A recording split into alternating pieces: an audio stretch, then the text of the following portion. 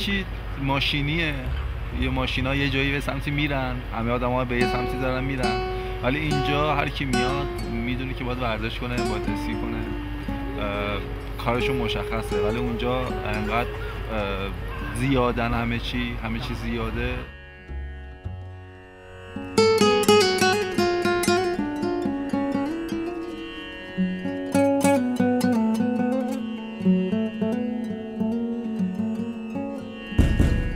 از شهر که میایم توی جاده که میرسیم اصلا انگار همه مشکلاتمون زیاد داره، انگار که اصلا توی دنیای دیگه داریم زندگی میکنیم. شهر خیلی زندگی سخته.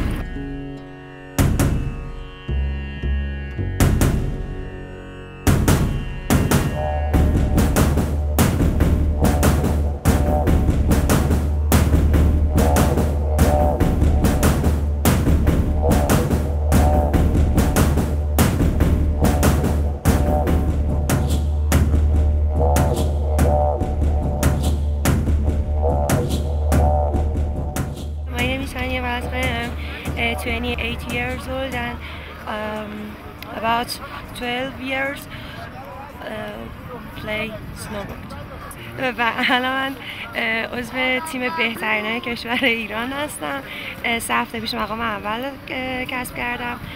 همین که دوست داریم پیسته اونجا که من شنیدم پیسته خیلی خوبی داره اسکی کنیم، همین که رایدرهای قویشون داره بیان ایران کلی میتونیم استفاده کنیم ازش.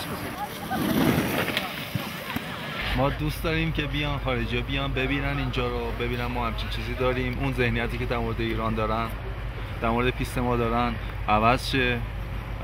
خیلی دوست دارم روز به روز در مورد ایران دوست دارم باشون حسی کنم و اونا بدونن که ما ایرانی‌ها هیچ مشکلی با اونا نداریم و دوست داریم که ورزش که یه فرهنگ خیلی عالیه، مثلا یا رویدادهای مثل المپیک که ورزشکار با هم جمع میشن، اونجا هیچ چیزی دیگه معنی نداره، نه سیاست معنی داره، نه قدرت. اونجا